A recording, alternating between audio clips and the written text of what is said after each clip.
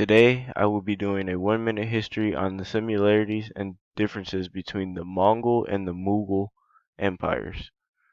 So let's get started.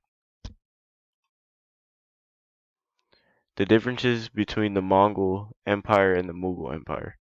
In the Mongol Empire, the Mongols were nomadic people from the steppes of Central Asia, while the Mughal Empire was Muslims who ruled a country with a large Hindu majority.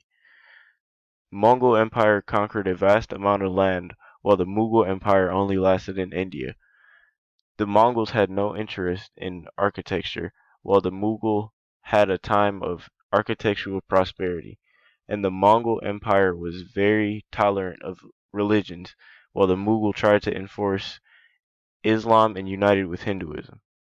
The similarities I found are both helped the government of their own respective conquered territories, and both the Mughal and the Mongol Empire originated in Central Asia.